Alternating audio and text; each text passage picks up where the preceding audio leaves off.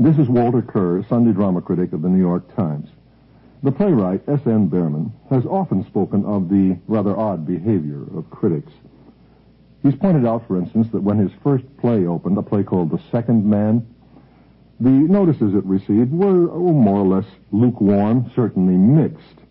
Thereafter, whenever he had a new comedy, and his comedies were among the most polished and successful in the American theater in the middle of the 20th century, the critics almost always said, yes, this one is good, but you know it's not as good as The Second Man.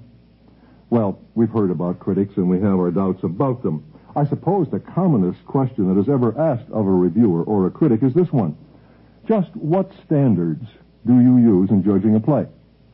Now, the question is really quite a skeptical one. It really means to hint that you perhaps have no standards for judging a play, or it means to suggest that if you do, they are probably pretty irrelevant and rarefied because obviously they don't coincide very closely with the standards or the tastes or the responses of the person asking the question. Well, they're looking for something, of course. Maybe they're trying to nail you. There are standards, if you want to call them that. There are principles that have been deduced from other plays, from older plays. We've got a long history of critical literature, and a very good one. And you can find the terms. You can find the words, if it's words you're looking for. The words are there: harmony, proportion, the unities, catharsis, and so on and so forth. And I suppose every reviewer, every critic in his youth, at least, has read Aristotle and Hegel and Nietzsche and Bergson and Bernard Shaw. He knows it. He knows what these words are. However, you've got to remember two things: that these are mere abstractions. They are only rather generalized and somewhat vague terms derived from plays after the fact.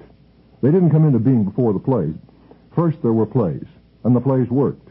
And because they worked, somebody looked at them and said, why did they? How did they? And from them derived some sort of abstract principle which, it was discovered, could be applied in some cases to other plays. And that's how these come about. They are, however, only abstractions that are to be applied to an entirely new and concrete and immediate experience tonight, to a new event. And that's tough. That is to say, if you're going to ask that a play be in proportion, you've got to ask that this play be in its own proportions. You can't just bring this word proportion in like a hammer and beat some playwright over the head with it. Rather, you have to say, in this play, what proper proportions should exist given the way it begins, the way it develops, the way it ends.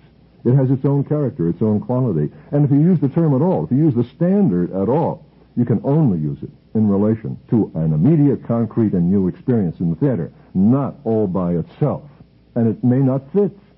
You may have to work out new ones because the event tonight is totally new and is going to establish new standards and premises and principles of its own, perhaps.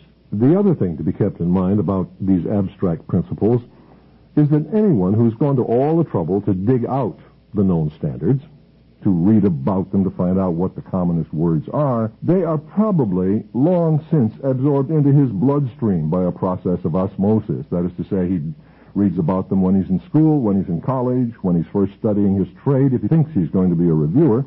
By this time, they have become so much second nature to him, so hand-me-down, so automatic, that if he hasn't exactly forgotten them, he's forgotten he has them. He doesn't walk into the theater with a little notebook in his hand, ready to give every new play points based on old principles. 20 points for peripeteia, 20 points for harmonic structure, 15 points for good telephone calls, and 4 points for neatness or something of that kind. It just doesn't happen. Nobody's mind functions in that way. A reviewer, a critic, comes into the theater tonight as whatever he is now. And he responds to what is set before him now, tonight, just as freshly as possible. He tries to be as new as the play is, using, in the process, exactly the same emotional responses that an audience uses. It's often been suggested, for instance, that reviewers and critics ought to delay their writing, particularly reviewers. Reviewers are more nearly journalists. They appear in the daily papers, and they report the event. They catch the event very quickly as soon as it happens. In some sense, reviewers offer a kind of shopping service. A critic is usually somebody who works in a slightly longer perspective and doesn't worry so much about the immediate shopping service. The question, what can I see this week, doesn't bother him as much as what is the value of this play in the light of our total cultural history? Well, it's often suggested that reviewers delay writing for a day or two after they've seen the play, probably on the theory if they had time to think about it a little bit, they might change their minds, or as though they needed time to know what they think. But, of course, that isn't really what a reviewer or critic needs time for at all. He may need time for writing. He'd love to have more time, always, for his prose, let us say. That's the one thing that worries him most. But he actually makes up his mind exactly when the audience does. And only then. It's the only time you can. It's while you're sitting in the theater. When do you know that you like a play? When do you know that you're disliking a play? You know while you're sitting there. At 20 minutes after the curtain goes up, you begin to have some attitude toward the material you're seeing. By the time you get to intermission, you're ready to talk about it. And if you're not liking it, your wife or your husband hears in the lobby before you go back in, if you do go back in. Sometimes criticism is exercised by the audience immediately, and the bars near the theater fill up rapidly after 9 o'clock or so. Certainly by the time you go home, you know what you thought of the play. No member of the audience goes home and then 3 days later decides whether he liked the play. It's all done there and then, because of the nature of the experience itself. The question always is, what happened in the theater while you were there, not a week later? And that is the question for the critic, too. While he was part of an audience, what happened to him? Because a critic is a part of an audience. If a reviewer or critic is not, spiritually at least, a part of that audience, he never can judge a play properly, because it's the audience as a whole that does the judging, that makes the decision, that says yes or no, that says whether or not it's happening. You see, every theatrical event is a matter of contact, live current, immediate, direct relationship between two poles. Something has to be set up, a buzz, a hum, a liveness, between two poles. The poles are the stage, whatever's going on the stage. The actors are doing it, they're saying the words of the playwright, but something is happening up there. And the other pole is the auditorium. And this is the totality of theater. Critic or no critic, you can throw him out, and this is going to happen or not. He can come in as part of the audience or not. It's still going to happen. Or not happen. Now, the liveness, the totality of the experience exists simply between these two poles and as a current, as something going back and forth, a contact established with mutual response between the two, a balance going on, a contest going on, an agreement, perhaps, finally going on between these two things. A play succeeds when the coming together of these two forces takes place. It fails if they fail to come together. If the play doesn't reach out and galvanize the audience, make it into a unit, make it respond and feel, then, of course, there's been no experience of the theater tonight. There has been no true play. The play is something done by both parties. They're both playing, and a play comes into being as a result of their joint play. Well, what is the critic with his absorbed standards, his trained responses, his special equipment doing there, then? With luck, he's enjoying himself, like everybody else. With or without luck, he's doing also a somewhat complicated and difficult thing, which is why he goofs so often. He is responding as part of the audience. He is becoming part of the audience and behaving in their way before the experience that's happening, at the same time that he's observing the audience. Or, at the same time, let's say, that he's observing the experience, the audience and the play together, the current, the relationship, so that later on he can analyze and help explain the success or the failure of the event tonight. In other words, he's got his mind working in two ways. He's responding as openly as he can. He's also watching the thing happen. Normally we think of the critic as a dictator. That's certainly our most terrifying image of him. We think of him as someone who decides whether or not a play is good or bad, or really, who decides whether or not we ought to go to see it, whether or not an audience ought to come at all, whether the play should continue to exist. But this is simply not his function at any time. He is not a man who determines what happens. He's a man who reports on what happens and explains it, or tries to as best he can. He tries to show you why that current jumped from the stage tonight and hit the audience so forcefully, why the audience felt it, responded so empathically. He tries to show you that certain things happening on the stage caused other certain things to happen out front, and together they made a package, a deal, a bargain, a consummation of some kind. If you think of it this way, perhaps it may help a little bit. Think of the audience-stage relationship, the relationship between the two poles that I'm talking about, as the base of a triangle, the bottom line of a triangle, on which the current is either set up or not set up. It moves along that line between points A and B, a straight line. Well, now, a critic wants to belong to this structure. He's got to if he's going to be an honest member of that audience and respond as the audience is responding. At the same time, he wants to see it. Well, how does he do that? In his imagination, he perches himself rather precariously at the apex of a triangle formed from that base, you might say.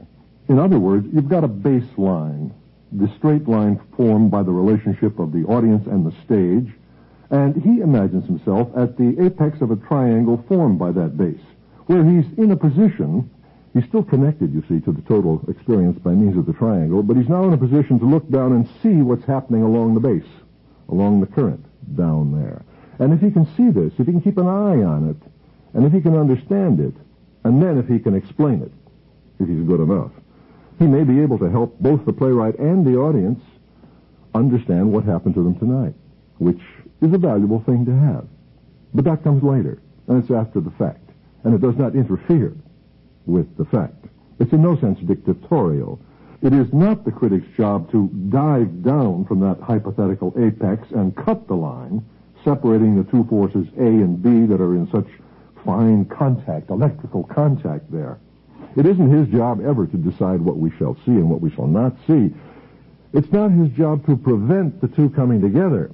That would be a terrible thing. That would be a usurpation of the function of both. That would be a denial, a killing, really, of the fact of theater. The event couldn't happen if he had the power to come in and snip the line, cut it off. In fact, he'd be out of a job because he'd have nothing left to explain. He would have short-circuited the entire operation on which he is a parasite and from which he derives his living. Now, of course, there have been times in history when something like this seemed to happen or was tried. That is to say, when a body of critics got together and tried to set themselves up as arbiters of taste, as a last court of appeals, establishing firm dogmatic rules of judgment, which all theatergoers as well as playwrights absolutely had to obey and hew to. We had a situation of that kind in France in the 17th century when the newly formed French Academy decided that it was going to set rules for playwriting. It was going to decide what was good and what was bad, what was allowable, what was not allowable, what you could enjoy and what you were not permitted to enjoy. And when it came up against Corneille's new play, The Cid, it decided that The Cid was a bad play. It did not conform to the abstract principles and standards and rules of proportions and harmony, and therefore it was poor and was not to be regarded as anything better than that by intelligent men and women. The audience, however, loved The Cid. They loved it, and they made it a vast success, in spite of the word of the Academy from on high. As far as I know, in a battle between the critics and the audience of this kind, no battle has ever been won by the critics. What happens is the audience wins because it is half the experience, and only it can make the final judgment. It wins, the play succeeds, the play goes on, the play becomes part of literature, and eventually we have critics telling us why it's so good, rather than telling us why we should not be permitted to go to see it. Sir Philip Sidney, in the British theater, inveighed against the kind of pot-boiling, popular, melodramatic, garish, and colorful theater that Shakespeare was going to work in. He said that this was cheap and obvious and nothing but the equivalent of bear baiting, that it wasn't fit for intelligent human beings. It was really just for the people who were in the pit, and it was a kind of substitute for other kinds of sport. He thought that kind of theater should be destroyed, outlawed, ridiculed at least, out of existence, so that the way would be clear for more literary types to take over and do their work without so much cheap appeal to the common members of the audience. He was, of course, wrong. Shakespeare worked in that theater and came out of that theater and made the most of that theater, and the audience loved him. He went to that audience and worked with it. Bernard Shaw didn't like the importance of being earnest. But the importance of being earnest is still playing. It doesn't make any difference that Shaw didn't like it. Now, we mustn't try to beat Shaw in the head about it. It's said that he saw quite a poor performance of it. He happened to see the second performance, I think, a matinee after it opened, and apparently what he saw was not terribly well or terribly confidently performed that afternoon. There is such a thing as second performance let down. Nevertheless, it isn't Shaw's word on the play that goes down into history with us. It is the audience's response to the play that tells us whether it worked or not, and therefore whether or not it is a playable play and worth our holding in our hands indefinitely as an important play. It must also seem in our own time as though something quite similar had happened to us when we stop to think about the power of the press today. That is to say, when we stop to think of our own contemporary critics in the theater, in effect, coming down off that apex and slicing the event before it can happen in two and destroying it. Because, after all, as we say today, critics can close plays, or newspaper critics can close plays before very much of an audience can get to them. Well, I think the power of the press in this respect is overrated. Many plays succeed in spite of weak notices, and many fail in spite of rather enthusiastic notices. Nevertheless, the power is there. It's real. Something happens. It has some weight. And we do know that a set of entirely bad notices can shut down a play before an audience of any real size can get to it to respond, and therefore establish whether or not the play is capable of exerting the kind of current and power that I've been talking about. In this case, in the case of our contemporary newspaper situation, hasn't the critic finally, in effect, usurped the audience's right to be a vital part of the experience and to have its own say in the matter of what is good and what is not? Well, it isn't really true that the critic has usurped the audience's right. It's rather the reverse, I think. To the degree that the critic has power today, it's not because he has intruded and grabbed the power or taken it over. It's because the audience has surrendered it. The audience has given him this power willingly, voluntarily, freely. It has simply turned to him and said, please make up my mind for me, will you, before I go? Please tell me whether or not I should go. It doesn't go on its own. You see, a reviewer has no true power. He has no authoritarian power. He cannot walk up to a theater and close it, walk up to a play and say, don't play tonight. That would be preposterous. The individual member of the audience is, in the last analysis, the true buyer, the true dictator. He doesn't have to go by the critic at all. He doesn't have to buy the paper or magazine in which the critic appears. If he does buy it, he doesn't have to turn to the drama page. He can turn to the drama page and not read the critic. And he can read the critic and not believe him, not trust him. He can forget him and go on his own to the theater, as people in the American theater did in the earlier years of this century. It didn't matter what the critics said then, and the critics were much tougher than they are today. You may not believe this, but nevertheless it's so. For instance, there is on file one review by a major critic of a major musical comedy performer, and the first paragraph says that this performer should no longer be on the stage. It's a disgrace because he's obviously suffering from paresis and should be institutionalized. Well, I don't think you would run across a line like that in a review today. The reviewing was rougher at that particular time, but had no influence on whether or not the audience patronized a particular entertainment. George M. Cohan got bad reviews most of his young life when he was having all of his million-dollar musical comedy successes. Rarely were they praised. He was criticized as being vulgar and brash and trashy, and they were not held in high esteem. Nevertheless, as I say, he made $1 million a year. William Gillette, a very distinguished actor and playwright of the period, forbade the use of critics' quotes in his advertisements. He simply wouldn't allow them. One time a press agent put in a remark by a critic, and he was fired, promptly fired. Gillette's attitude was, I have my public. They are loyal to me. I don't need help from critics or from anyone else.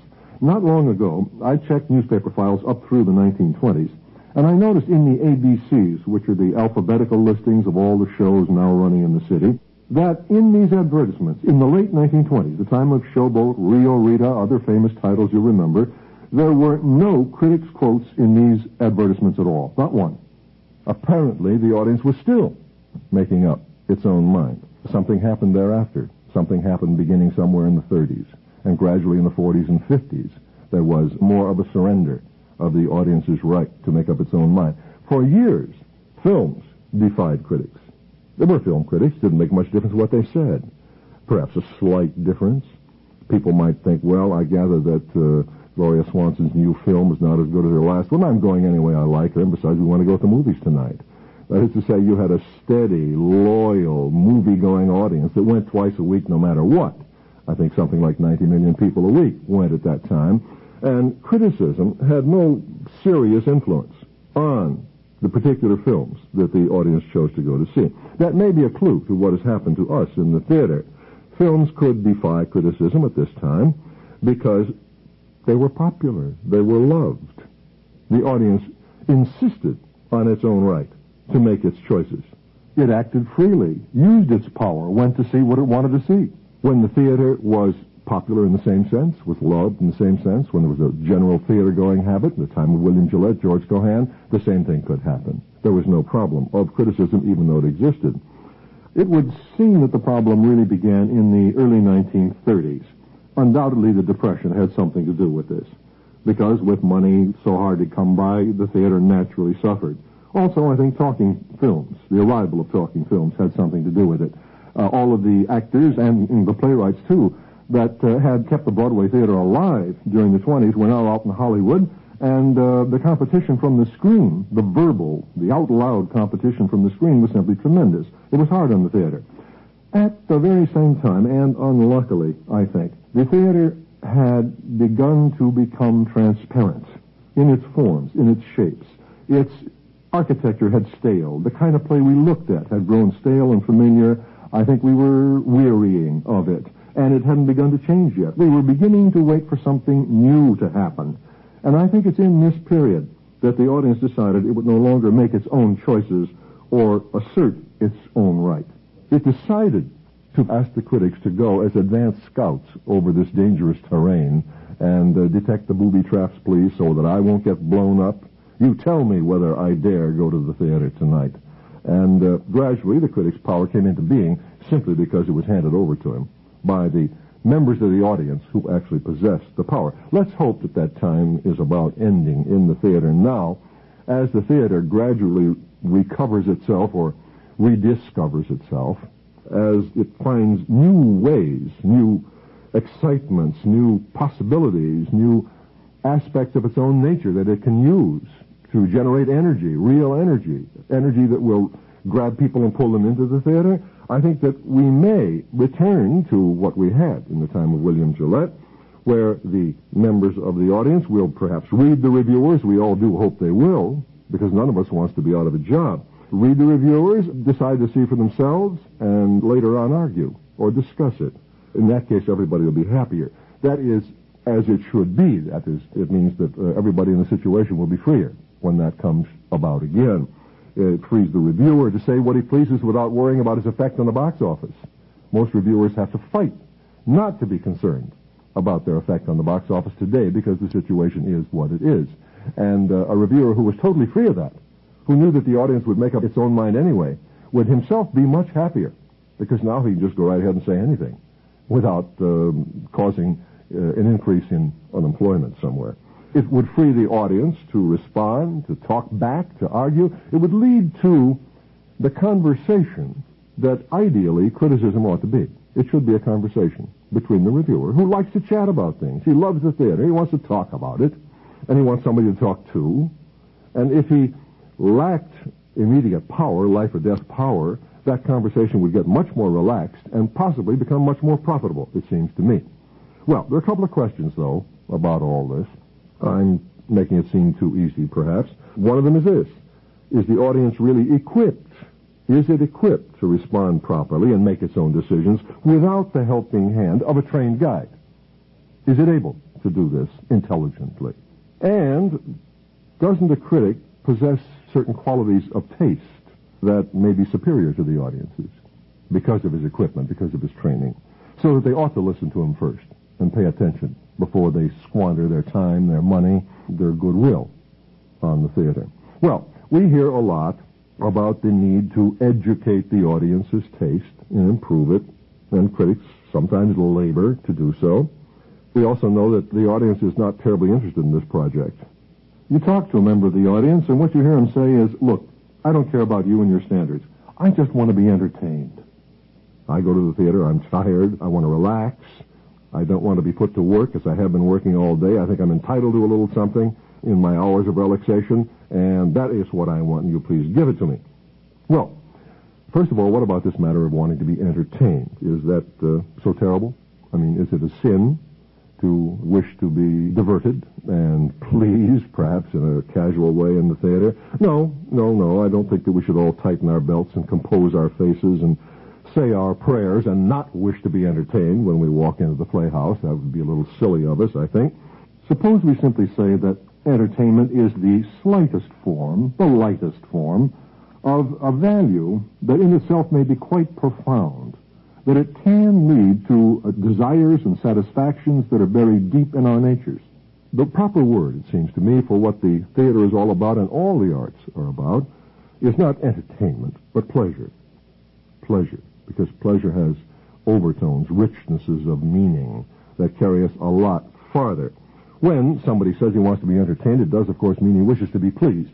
But he wishes to be pleased at a terribly superficial level, or at an easy level, let's say. He wants to be relaxed. He doesn't really want to plumb very deeply to find a pleasure at the root of his being. He wants it off the top where it will come easiest. He wants to skim it from there. Entertainment exists, of course. It is superficial. It may be gaudy and brash and gay and maybe fun. It is, however, as a rule, mere divertissement, not much more, song and dance. It's the easiest kind of pleasure to produce, and that's why there's so much more of it. And, of course, that's why we go to more of it. Popular comedies, musicals, whatever. It is, however, I think, directly connected to and may lead to that more profound pleasure that I started to talk about. To a more serious pleasure, if you don't mind that term. And I think it leads to it and will take us there if we don't deny the right to be entertained, if we don't turn ourselves into Puritans and think entertainment should go by the boards. If we pursue this without prejudice and with energy, I think we may arrive through entertainment at genuine quality. After all, Aristophanes' comedies were certainly entertainments. They were very much like our musical comedies. They were musical and they were comedies. That is to say, there was song and dance, along with the lyric choruses. They were supported by song and dance. There were extremely extravagant and gay costumes. There was a chorus line, let's say, of birds or frogs or wasps or whatever they happened to be in the particular satire tonight. There were very broad gags, and many of them had to do with sex. Indeed, I think that the producers of Old Calcutta might be shocked at some of the Aristophanic gags if they were reproduced literally in our theater today, as apparently they were done in the Greek theater.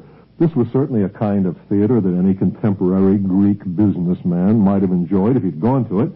But at the same time, notice that without consciously elevating their tone, Aristophanes' comedies are among the literary treasures of the world today. They're filled with great lyric poetry, and we admire the depth of the satire that Aristophanes was able to dredge from this popular and very, very light-minded form.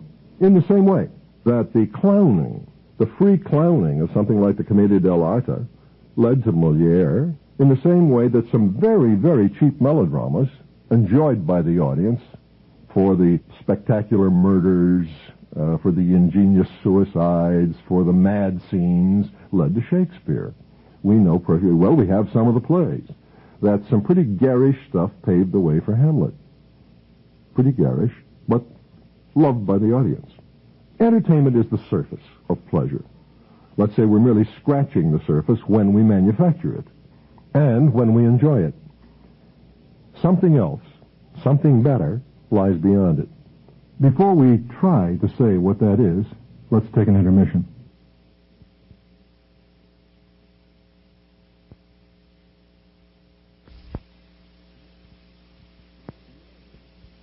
Beyond entertainment, beyond what is merely superficial or off the top, there are all kinds of pleasurable depths to be plumbed. In fact, pleasure is not only what the arts are about. Pleasure is a profound need of human beings. They must have it. It's not something you can have or not have in your lives. It's not something that you're wasting your time on, or you can have only as a luxury after you've spent most of your life doing something much more sober. That's not the case at all.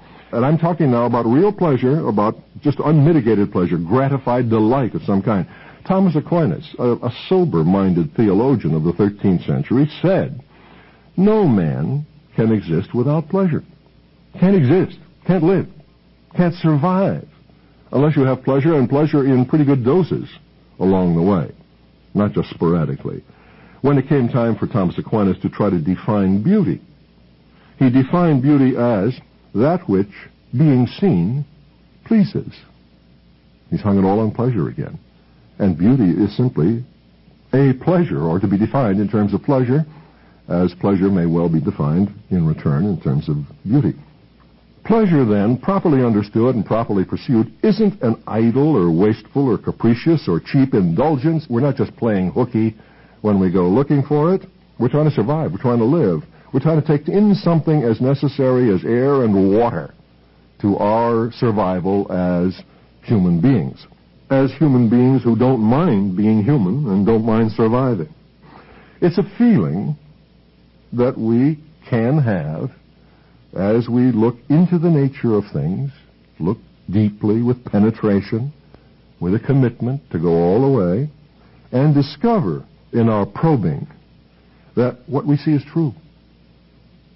And when we come upon that displayed truth in the nature of things that we've been watching, when we finally see that it's all there and it's so, we are pleased in the depths of our being. The artist has got hold of it. He's got all of it. He's dug it out of the world without sham or evasion, without rigging it to suit himself or his prejudices, and held it up for us in its accuracy, in its wholeness. It's all there. This is nature as we know it. Ourselves as we know ourselves. When we see that, it seems to shine, to radiate, to give off sparks, to have an aura. It seems literally splendid to us. It's a vision, almost, and it corresponds and gives us pleasure by corresponding to what we know in our bones, what we feel in our bones. The artist has somehow or other touched us because he has found us in his picture, in what he is doing. He's put us back in touch with other rhythms in the universe that are our rhythms. He's found those rhythms, he saw where they corresponded to ours, and he put the two rhythms in contact. And there's a kind of love, a kind of embrace that goes back and forth with the material at which we are looking. This pleasure of seeing something whole, entire, all there, and all accurate. The pleasure of that in our natures is so great that it doesn't really matter what we're looking at as long as it's true. It doesn't matter. We can be looking at Oedipus tearing out his eyes. We can look at Lear dying, destroyed on the heath. We can be harrowed in 1,000 ways while we're there. And we will be pleased, deeply pleased. In fact, we like to be harrowed. From the time we're children, we like to be harrowed. We know that. One of the first things all children want is to be scared, pleasurably scared, if you can do it to them. We can be asked to display courage in the course of this search, as I think Euripides certainly does in his play The Bacchae, because he asks us to look at every aspect of religion and God without fear and without fright, no matter how horrible it is. He really says, hey, look, this is the way it is, and isn't it awful? Awful in both senses of the word. And it is. It's horrifying, and yet true, and it's there, and we see it, and we are pleased at what we see, because we see that it's so. So long as the ultimate shape of what we see honors what we know to be true, we're pleased.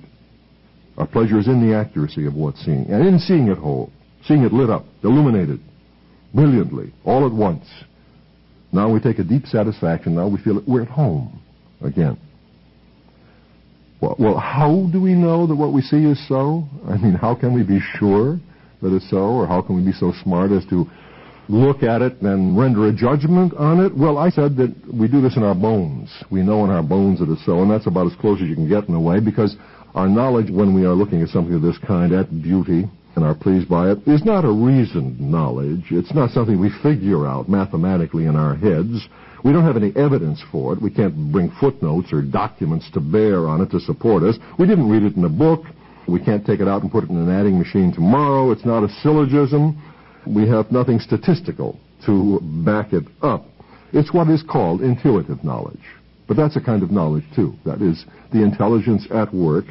But knowing something simply by the act of seeing it, knowing it by contact, not by ratiocinative, roundabout logical methods where you go outside the subject and make postulates, or you go outside the subject and dig up proofs, but just by looking head on, and by not breaking the contact all the time you're looking, until finally your looking breeds love, or the knowledge that is like the knowledge of love. It's very much like the knowledge you have of your very best friend, or of the person that you marry, that you love. You have a direct, immediate, personal, intimate knowledge of that person, and it's absolute. And you can't be talked out of it. It's a knowledge of him, a knowledge of her. You can't prove it. People are always saying, I don't see what he sees in her.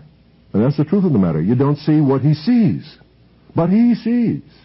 And you're the blind one. You're the one that is not seeing something that is there. And that knowledge is so absolute that we make commitments involving our whole lives based on it, without any proof at all, because you could never offer statistical proof of what anybody sees in anybody else. People try. They try to explain, well, you see, I like him, I like her, because...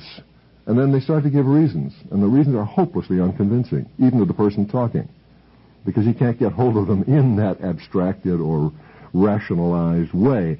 It is a deep, intuitive, direct, personal kind of knowledge. And that's the kind of knowledge that we also have in the arts. That is to say, a playwright has written a play out of an intuition of the truth that he has. He has an impulse, an intuition. He sees. He doesn't think it, he sees it. And then he forms his play in such a way as to stir that same intuition in us, that same intuitive response to it in the people watching him. Audiences are notoriously marvelous judges of accuracy. I think we've all had that experience. The audience sits there, and even though it isn't weighing anything on a scale, the minute there's a false note on the stage, something happens in the audience. It gets restless, it stirs, it does something else, it turns a program, it coughs. Now, this is all instinctive, or you might say impulsive, but it's because suddenly the intuitive bond has been broken. We're no longer seeing, or we don't trust what we are seeing as being so. And immediately we feel it in our bones, we feel it in our flesh, we feel it in our fingertips. It produces an almost instant physical reaction in us, and the actor can sense in his performance on the stage exactly when that intuitive knowledge has stepped aside and said, wait, I'm not believing, I'm not seeing accuracy, I'm not seeing splendor up there, I'm not seeing the whole truth, and I'm not pleased as a result of it. The evidence, you see, is not footnoted, not documented, not packed away in a box. It's alive. It's still alive. It's still going on. It's not buried in a theory or supported by the kind of standards we were talking about.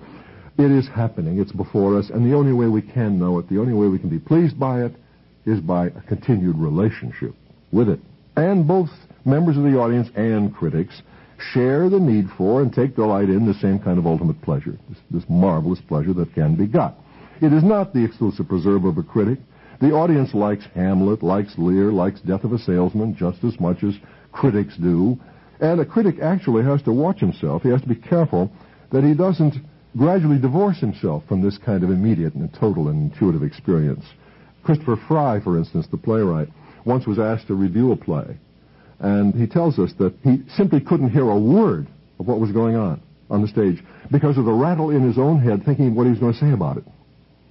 In other words, he was allowing what was going on in his mind, his thinking, to interfere with the creation of this intuitive bond and knowledge that I'm trying to talk about. I can remember one time in the first year I was a reviewer myself.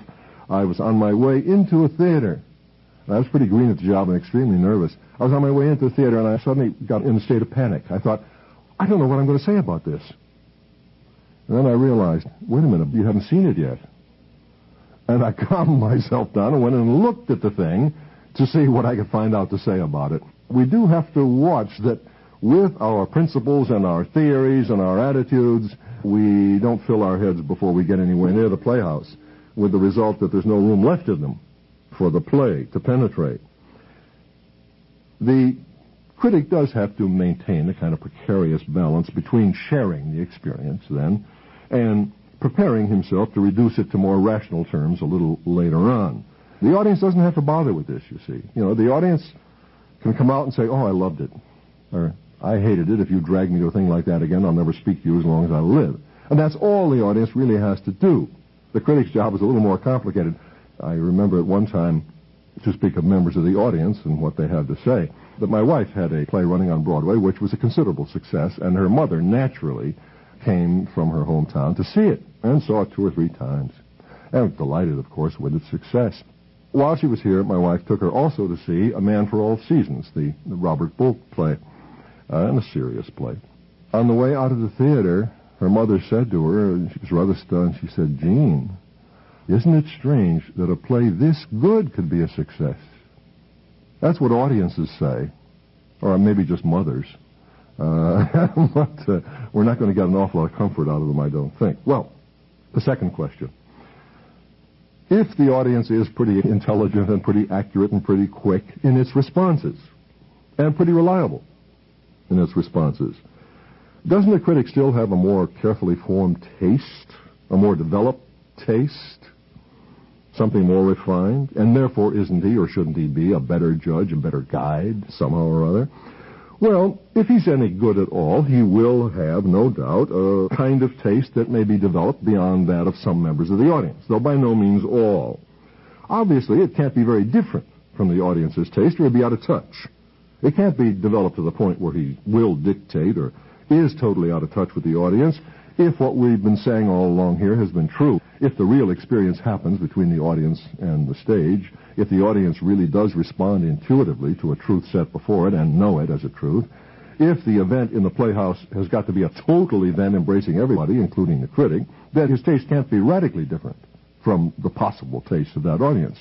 And I suppose we've got to stop for a second and ask, what is taste? What is it? Supposing that he may have a somewhat more refined taste. Well, taste isn't really all that complicated a matter. In fact, it seems to me to be composed of 2 relatively simple factors. One of them is affinity, and the other is exposure. Well, what do we mean by these? Affinity is simply a liking for the form, an affinity in your nervous system, in your bones, in your composition and chemical makeup for this particular kind of theatrical experience or artistic experience. We don't all have the same nerve ends. We don't all have the same conjunctions of neurons and dendrites. We don't all hear or see the same things. For instance, Samuel Johnson, a brilliant man and a very sound literary critic, couldn't hear music. He couldn't hear it. It didn't get through his ear. It didn't penetrate. For all the jokes he made about people who did sing and so on and so forth, the fact of the matter was he didn't know what he was listening to when it came to this particular art. And each of us will have limitations and also advantages. In other words, there will be some forms that we gravitate to, that we like particularly because we have an affinity for them, others that we probably just can't get through to. I once, when I was younger, knew an old man who never had been able to adapt himself to films. Very bright, extremely intelligent man, extremely well-read, fond of many arts, but simply lacked an affinity for the way the films cut, and would not take the trouble to learn to adapt himself to the multiple point of view of films. Would not do it. And so never went to a film again after his first few tries. That's possible. It is possible simply to be dead on this one particular art, whether it happens to be ballet or music or novels or whatever, and very much alive to some others. In all probability, we may say that a critic usually has an affinity for the theater, or he wouldn't be able to sit through that lifetime in the playhouse. I mean, he just wouldn't last. He's probably got it. And, of course, many others do, too. As for exposure, if we suppose that taste begins in an affinity, you begin, in effect, by saying, this is very much to my taste. I like it. I love it. That's where you start. This is a form that from the time I could talk or walk, or the first time I was taken to a theater or a concert, I responded. The first time I was sitting at a dining room table somewhere, and somebody turned on the radio or played a record, and suddenly I felt music. I didn't know anything about it. It just penetrated me. It got through to me. Well, from that time forward, I have an affinity, and that is the beginning of my taste. But you see, if you do have this affinity, if you love something, if something gets to you in this way, what do? You gobble it up. You immediately reach out and grab more. Is there more of this? You find out where, when. Suddenly you're a customer. And you immerse yourself in the thing that entrances you so much. This is very good, by the way. Never take comic books away from children. Give them more. I mean, the real trick is to inundate them. In other words, don't punish them for reading comic books unless it is a punishment to give them 20 more on their birthday and 50 more for Christmas and all that they can possibly get down, because they love it and they have an avid appetite for it at this point. They have an affinity for it at this point. But as anybody gobbles something up, he exhausts that level, the level he started with. He exhausts what is good in this kind of material. Whether you begin with comic books or movies or spy thrillers, the obvious and the easy, which is where everybody starts, you have to. You're immature. You're starting with entertainment in one or another of its forms, really. But if you indulge this real taste, you will sooner or later get through its possibilities. It'll go thin on you. It'll run dry. One day you will read it and, well, you will simply not savor it in the way that you did before. And you'll feel unhappy and, a little upset by this, and you won't exactly know what's happened at first. But you will still have a taste for what pleased you. You will remember your pleasure and your delight, so you will put that aside and look around for something more.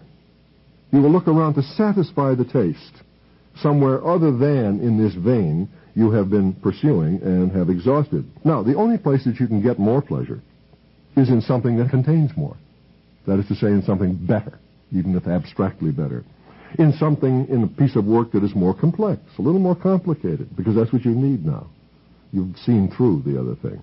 Something a little more sophisticated, something a little more mature, something that is richer in some way. That's where your next degree of pleasure lies, along the same line of affinity. And if you find it and grab it and just indulge yourself in that level, slightly higher, in the same way that you did with the first, you will go through it, you'll wear it out, you'll step up another level because you have to. In other words, you are always advancing in taste because it's the only place that you can get more pleasure, in something more complicated, something richer, something that has more. So that you will find eventually that you have advanced from reading Ian Fleming to Graham Greene to Joseph Conrad, and you're going to wind up with Dostoevsky. You are. That's the last place you will be able to go. Finally, you will have to turn to him because you will know all the other and perhaps more limited pleasures. And in your thirst, in your avidity, in your need for this thing, you will at last go to where it exists at its most profound. That's always supposing, now, that you don't arbitrarily cut yourself off somewhere along the line or let somebody talk you out of it or falsify your taste in some way. If you really go by what you love and go for all of it, your affinity, the ardor that it develops, your exposure, your intimate knowledge of the form, your experience of the form, these things will form your taste. They will make your taste almost automatically, and they will also make it your taste, which is very important, because unless taste is yours, it doesn't exist at all. That's to say, you cannot have somebody else's taste and call it your taste. You can't get your taste from books, from reading manuals on what constitutes good taste and lists of books that are in good taste. You can't really take it wholesale from critics. You can't do it. You mustn't do it. Because if you only liked it because he liked it, that's his taste you've got, not yours. You're just taking his word for it. And even if you sort of go along with what he has said and have not made it your own by your own experience and your own maturing in your pleasure, then it's false. It's something that you have pasted onto yourself as a label. It's something that you have grafted on and not really lived through or arrived at, or you're not in a position to really call it your own. It's a love affair. The arts are a love affair. The theater is a love affair. All of these things are. Taste is the result of a love affair. And if it's pursued, if this love affair is pursued, it takes care of its own refinement ultimately. Anybody who pursues will develop. Shaw, who was also a very good critic of painting, was once asked by a student, how can I learn about pictures, about painting, and how can I, improve my taste and so on? Shaw said, you will learn all you need to know by looking at pictures. What he meant was keep looking, and this would happen. Now, if a critic's taste can be said to be in any way more advanced or somewhat more refined than somebody else's, it's only because he's seen more. That is to say, he's had greater exposure. That would be the only possibility I can see. We have had examples of it, even in our own time. George Jean Nathan, when he was a very prominent drama critic in this country, was always being attacked for lack of principles. Someone once did a whole doctoral dissertation, and the author said that she had been through all of Nathan's work and really couldn't find any principles, any standards enunciated by means of which he arrived at his opinions. At the same time, it was also evident that he was terribly accurate, that he was right all the time, even if he was horribly unprincipled. Well, how do you account for this sort of thing? Because George Dean Nathan had probably seen more theater than any man then alive. Undoubtedly he had. His exposure was so great, and his accuracy came from that, whether he cared to throw around old abstract terms or obvious principles for doctoral dissertations or not. This is a door that is open to anybody, wide open. The arts are wide open. The critic may be more exposed than you, therefore his taste may be a little better than yours, perhaps not. But your taste can always not only be the equal of his as a result of your exposure, it will be your taste. Indulge yourself in what you really like. In fact, overindulge. That's necessary. Overindulgence is necessary, or you won't wear the level out. You'll go on reading comic books all your life. Therefore, gorge yourself until you've shaken all the possible good out of it, and go on from there. A critic is really simply somebody who likes to write out his side of this conversation. He enjoys writing about it, as I say. He enjoys talking about it and talking about it at length, more than most members of the audience have time for or care to do. But the conversation is an open conversation, wide open. And nobody who is truly in love with something should ever be afraid to say so or to say what his taste is, to name it, to go ahead and proclaim it. You should not be intimidated, should not be kept from announcing it, any more than he would be intimidated from announcing his love for a person. It's just as important to say what you like when you like a play. You'll have taste. All you really have to do is go enough to satisfy, at its deepest and most filling level, your own personal thirst for being pleased. This is Walter Kerr, Sunday drama critic of the New York Times. And before we begin discussing the sometimes baffling and sometimes very exciting changes that are taking place in the theater today, I'd like you to listen to some sounds. They'll come to you simply as sounds. You may even think something's wrong with your tape recorder. But these sounds have some kind of meaning for those of us who are trying to understand the contemporary theater. And, well, listen.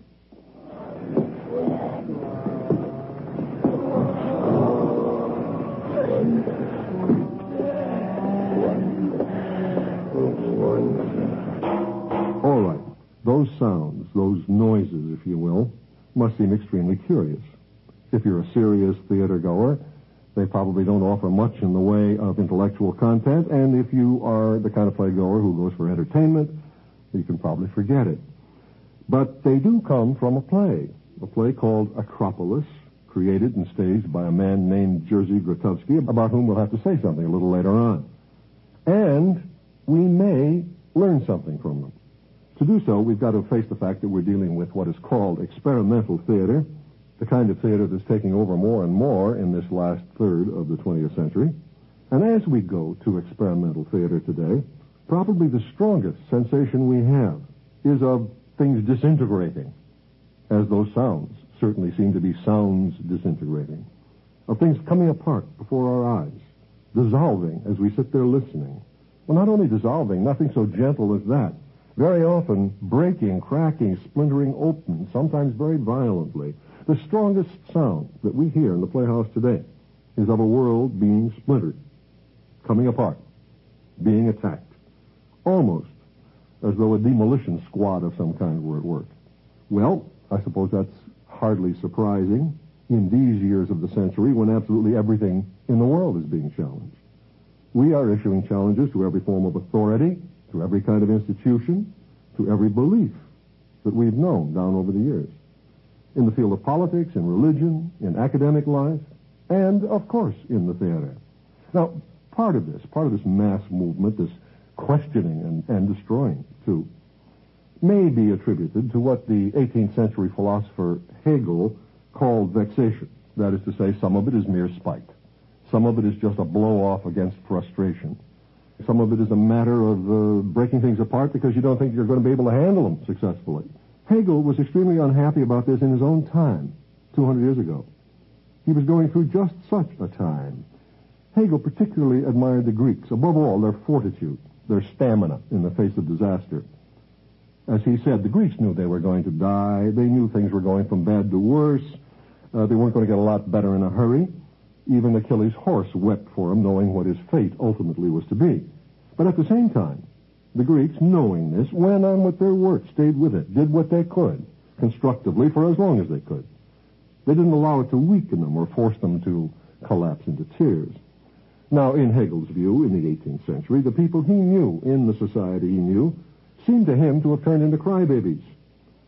And knowing that all the work they were doing was going to end in disillusion, they decided to break it up before it broke them. Throw it away, get rid of it, out, do nothing. He called that vexation. It's a familiar symptom. We can recognize it. And yet I think it's only half the story, if that much. I think that there is a most productive side to the challenging and the breaking that's going on at the present time. We're pushing things over partly to see what stands. I think we hope that sooner or later a few of the things we push against won't give, but will proclaim their firmness as things we can still use and maybe build on in new ways. It's an attempt to return to foundations, to roots, in a sense to get back to our youth, like children. You know, children playing with building blocks build what to them are marvelous structures, houses, towers, pyramids, and then as soon as they've got something good to look at, they put out a fist, knock the whole thing over again so they can do it again. Well, you see, they're trying to learn what the blocks are about. They're trying to learn what happens to the pieces when you build and when you destroy. And can you take the pieces back and do something else with them? And I think that's something of what we're doing now. Breaking things to look at the pieces, to see what the pieces are made of, and how else they can be used. Certainly we're breaking everything. There's no question about that in the theater. By this time we have broken, say, all of our language taboos. The 4-letter words are here, and the 12-letter words are too. They're with us. In fact, they're so commonplace that they're virtually meaningless on our stage today. Not long ago, I came out of a theater one night, and as I did, I heard 2 cab drivers letting each other have it. Apparently, one of them had bumped the other's cab slightly, and they were exchanging epithets at a somewhat staggering rate. I suddenly had a thought that I wasn't able to use in a review. I thought how much I hated to hear cab drivers descending to the level of the Broadway theater, because the play I had just come out of contained every single word they were using, and almost all of them had been spoken by a woman in the company. Well, profanity is neither here nor there, really. Much more important is the fact that we feel free to say now what's deep inside of us. That is to say, we've broken the taboos against expressing our feelings, our thoughts, the things that we formerly inhibited. Let's take just what by this time may seem a kind of conventional modern comedy, Bruce J. Friedman's Scuba Dooba. It's called a tense comedy, and that maybe gives us a hint of what it's like right off. But it's a play that looks more or less like a Broadway play, even though it was first done off-Broadway. A play about a contemporary man, modern, New Yorker, Jewish, an intellectual, and a liberal. The kind of fellow who all his life would certainly never permitted himself to use a derogatory word about another race. He'd know the words. He would have heard them as a child on the streets, naturally. But then he would have repressed them. He would have put them away, locked them up, because he is a liberal. He's the kind of fellow who marched on Washington. As he explains, he didn't hear a lot of the speeches in Washington because he spent too much of the time behind a tree with a colored girl, but he's awfully quick to justify himself. He says, well, maybe it was much her fault as mine. She was the colored one. She should have been listening. He's kind of an unlucky character, the fellow who at the office never did get the key to the executive washroom, and now he's in trouble. He's on vacation in Cannes on the Riviera, and his wife has just run off with a Negro frogman, which has, of course, upset him terribly. As a result of his upset, all of the things that he has suppressed all his life, all of the inhibitions he's imposed on himself over the years, now come boiling to the surface, just like one of those old-fashioned washing machines that didn't have a lid on it, so that finally the suds would slosh around and around till they spill over the top. He's spilling over the top. He's got a girl. He's picked up. It's midnight. His wife hasn't come home. The house is on the beach. He can open the French windows, look straight down at the water, and so he does, and it is there that he lets himself go. He shouts into the dark night air. So what am I supposed to do now? Ask some spade if I can come visit my kids once in a while? Work my ass off so she can buy gold flippers for a goddamn spade frogman? What's he going to do? Send my kids to some kind of spade school, a spade underwater school in France somewhere? Well, as I say, the words come out. We're no longer afraid of using terms that we would have silenced in ourselves a little while back. Strangely enough, it was the blacks who taught us how to do this.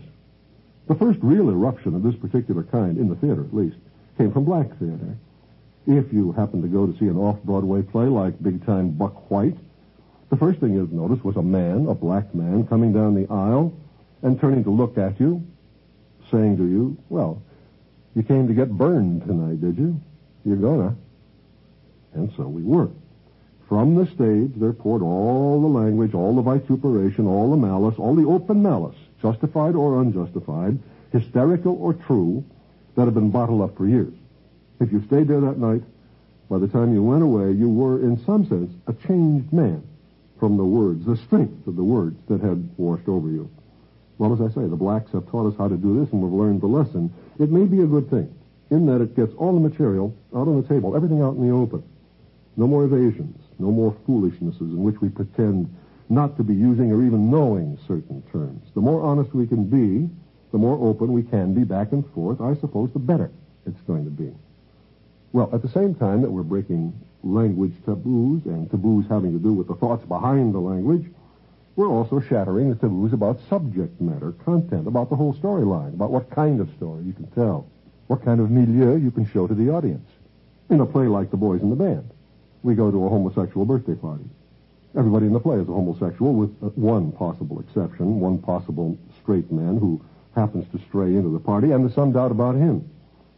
In The Killing of Sister George, we were concerned directly, intimately, with a couple of lesbians. In the 1920s, people were jailed for producing plays that even intimated or hinted at these particular materials. Today, they're commonplace on our stages.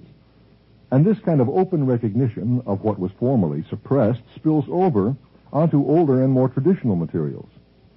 Off-Broadway, in an experimental theater, we had a production of Alice in Wonderland, directed by Andre Gregory, improvised by the actors around Lewis Carroll's material, breaking them up.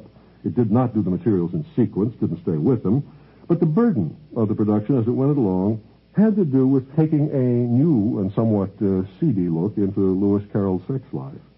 One thing that was written on a big blackboard in the course of the play was, Lewis likes little girls. The intimation being that when he went on those boating trips with little girls and made up stories for them, he had something other than telling stories in the dark recesses of his mind. Well, actually, I find this a bit juvenile, something a bit less iconoclastic than Lewis Carroll himself was. Carroll knew the dark side of life. He knew the secret recesses of the human mind. He was a highly sophisticated man, and in the fantasies that he wrote, he spent most of his time challenging and destroying the very things in which he most believed, because he was a mathematician. He was a logician. That was his work. That was his life. And all of the books have to do with the destruction of logic. That's what they're about. Alice through the looking glass, we walk through the looking glass, break the mirror, go through the world, suddenly come out on the other side of it, where no logical values stand still any longer, as we grow up to believe in them. And before that, even before Andre Gregory in this particular production, which is only one of hundreds, we had a good 10 years of the so-called theater of the absurd, in which logic was denied again and again and again, so that the attack on logic isn't new. It is a part of our atmosphere, the environment in which we live and work right now. At the same time that we have been busy shattering the taboos on subject matter, we've been shattering our visual taboos on the things we can look at. Nudity is, of course, with us. We've had Old Calcutta, in which the actors dress and undress themselves over and over again in the course of the evening, in which sexual intercourse is at least simulated, in which all of the subject matter, the content, is carried forward by a total visual freedom. And in an off-Broadway production like Dracula Sabbat, we see the old Bram Stoker novel, Dracula, retranslated into a kind of black mass, a witch's Sabbath, in which the characters enter and immediately strip themselves. The priest at the altar is wearing a ram's head, Except for the ram's head, he is totally naked. The girl who is brought to the altar to be offered as a sacrifice, the heroine, Lucy, is stretched out before him beneath his knife, nude. Unfortunately, when I happened to see Dracula Sabbat, the girl who was playing Lucy happened to be seriously overweight. That is to say, if she was meant to be a human sacrifice, she would have done for quite a few people. Nevertheless, we're totally accustomed at this point to seeing any kind of material done in the nude. We're also getting rid of other inhibitions that we may not have thought so obviously about. For instance, our position as an audience in the theater. We're accustomed to having a certain standing when we go into the theater. That is to say, we are the audience. We come in, we have seats that we've paid for, we sit down in them, and we stay there. And we are accustomed to have the actors stay where they belong, up on the stage. We feel safe as an audience when we go to the theater, or we did until relatively recently. But in recent years, in our experimental years, suddenly our roles have been entirely reversed. The actors have come off the stage, leaping into the aisles, come right at us, grabbed hold of our hands, said, come on up, come join us. At the Living Theater, they ask you please to come up and join the mystic circle that is gathered around Guru Julian Beck, the producer, and repeat with them the mystic words that will achieve finally some sort of communion, some nonverbal or subverbal communion. We are asked to come up and be a part of the experience, and we are told that unless we do, we can't know what the experience is. If we stay out where we used to stay in our seats, we will be cut off, divorced from the totality of what is going on tonight. At a production like Richard Schechner's Dionysus in '69, which is an updated version of Euripides the Bacchae, we weren't even given seats. We were either on the floor or on naked platforms used by the actors. We shared our areas with the actors, but often the actors would come to us, grab our hands, and say, come on up for the dance. And as the play moved into its Dionysiac revel, into its dithyrambic abandon, into its drunken orgy or fury or whatever you want to call it, a reconstruction of the original Dionysiac religious frenzy, we were asked to strip if we wanted to, join the topless girls. At other times during the performance, we could join a group grope, which is exactly what you think it is from the sound, clothed or unclothed. At a production, a very striking one, called The Concept, a group of drug addicts, I was about to say former drug addicts, but some of them were still in therapy, were engaged in presenting in the theater a repetition of the therapy they were using elsewhere in order to help cure themselves. And we were there for it. We were there to watch the play they had made of their own therapeutic experiences and techniques. In the course of it, they worked hard at each other to force one another to face the very things they couldn't tolerate. For instance, one of the girls, one of the hardest cases to solve, was that of a girl who did not believe herself lovable. She thought that somebody might love her all right, but she thought that if they did, they'd be wrong. They'd be making a mistake because she wasn't really lovable. There would have been a false supposition on the part of the person loving her. Now, it's very hard to break through. It's very hard to get a girl to stop and say, I am lovable. I deserve loving. Very difficult to get any of us, I think, to say such a thing. And in this case, the girl's life was being destroyed because she could not say it. She could not open herself to the possibility. And here were her fellow addicts, all of them equally in trouble, slashing at her, working at her, trying to get her to say, yes, somebody could love me and be right. It's possible. Well, they finally made it, and we were almost working with them. The intensity of the experience was so very great. At the end of it, a very strange thing happened. I've never seen it happen any other time in the theater with the same degree of effectiveness.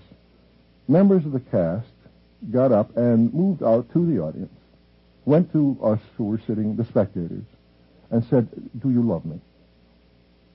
And the spectators, in every single case that I saw, stood up and said yes and threw their arms around the actor.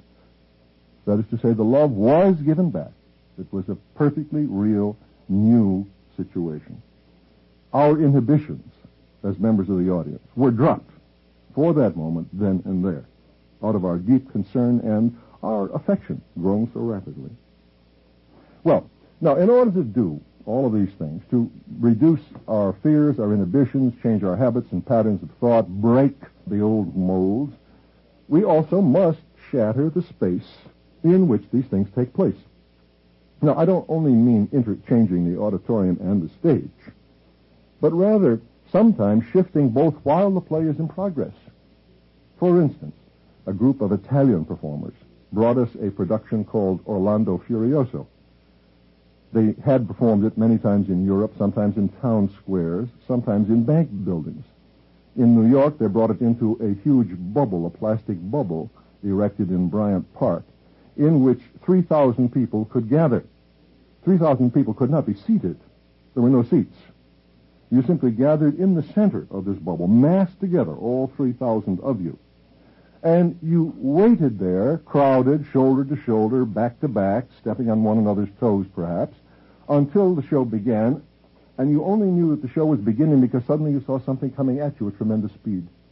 And what it was a platform, a wooden platform elevated on rollers with actors on top of it, and it was simply plunging into this mass of 3,000 people at high speed, meaning that the people had to get out of the way, and very quickly, unless they wanted to be run down.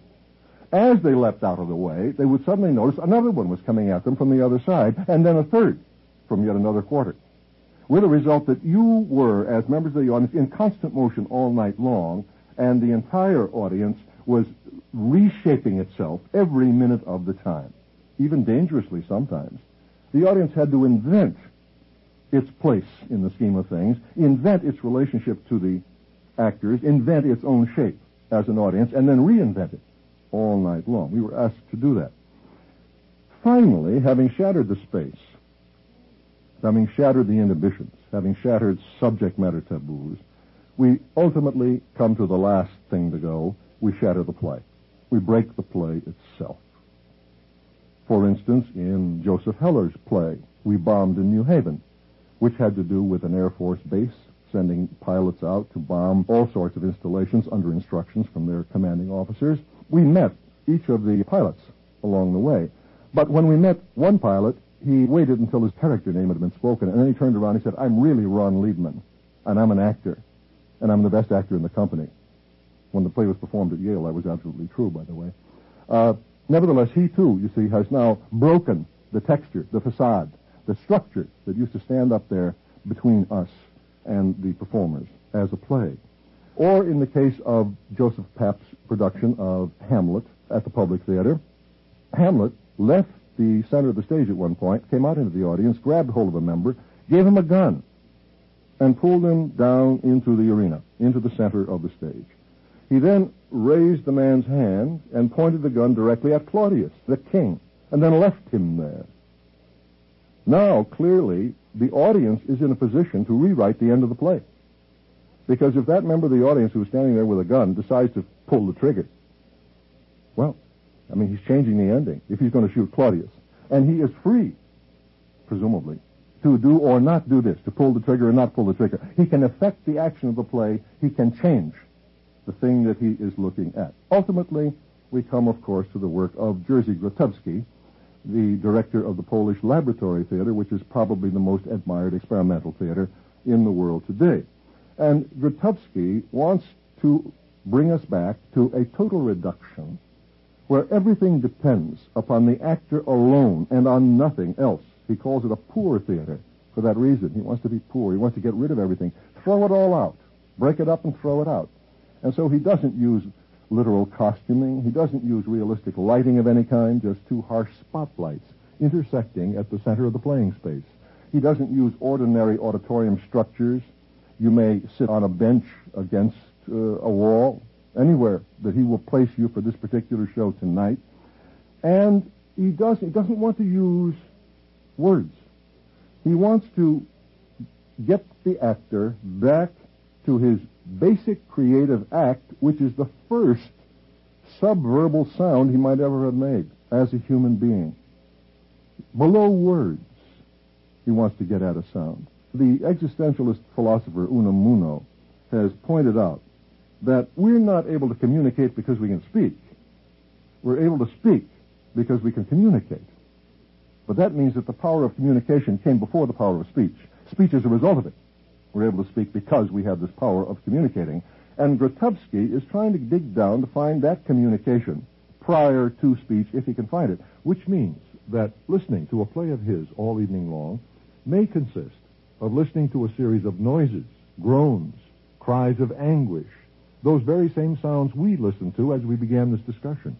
In a play like The Constant Prince, which is an adaptation of a Calderon play, but a complete destruction of the Calderon play, we mainly watch a man being tormented, tortured to death, and we simply hear his cries, his sobs, his mouthings. He spends some time, for instance, licking his tongue against the varnished wooden floor, which had a strangely kinetic effect on me. I don't know why. I can't tell you why, except perhaps when I was a child I must have done that. Does anyone remember the taste of a varnished floor? I somehow did, and I somehow connected with the image at that particular moment, though this was a sub-rational as well as sub-verbal thing for him to be doing or me to be connecting with. Grotowski does not want a play. He does not want a dramatist. He wants it all improvised from the actor, from the beginning, from the bowels. Grotowski's theory is that the dramatist came into the theater as an interloper. He doesn't belong there. The primary creator is the actor. He started it all. And that somewhere along the line, the playwright, the dramatist, stole theater from him, came in and took over the actor's instinctive, spontaneous creation and forced a play, a design on him. But that this is a literary construction. It's a literary form that has been forced or imposed on the actor and doesn't really belong in the theater. To Grotowski, the moment literature comes in, theater is killed.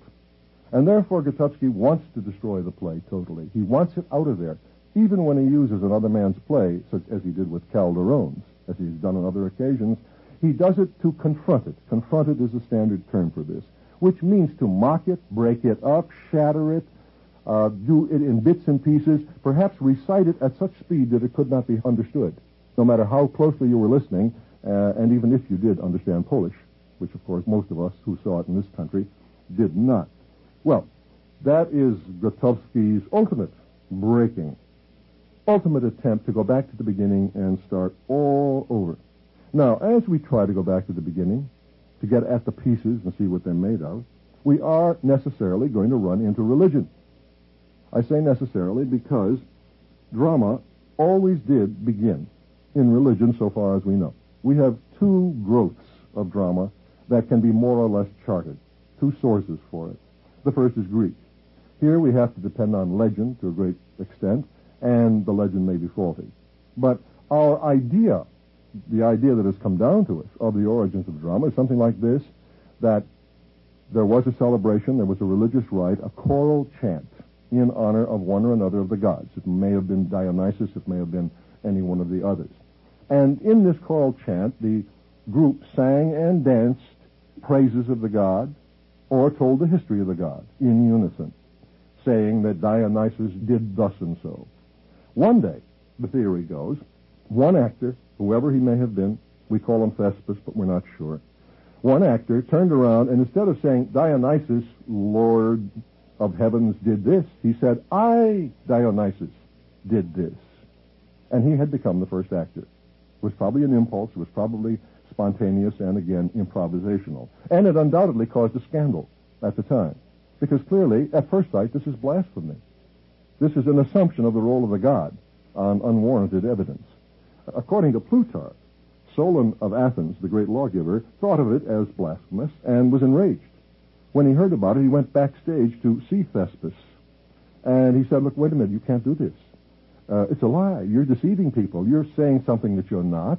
And if you do it, we'll be lying throughout the entire society. We will have no firm structure of truth to go on. And Thespis is said to have replied, yes, it's a lie, but you see, it's all in sport. With the result that the theater has been a cross between a lie and a sport ever since. It's a lie because what's happening isn't true. And it's a sport because everybody knows it isn't true, which makes it a game, a pleasurable game. Well, that may have been the Greek origin. Our best legends seem to tell us so. In the case of the second beginnings of drama, that is to say the rebirth after some 600 years of total disappearance, the rebirth in the medieval church, we know that it came from religion. This is fully documented for us. And what had happened here was that there was a choral chant, an antiphon, between two different parts of the choir at opposite sides of the church. They answered back and forth in choral unison.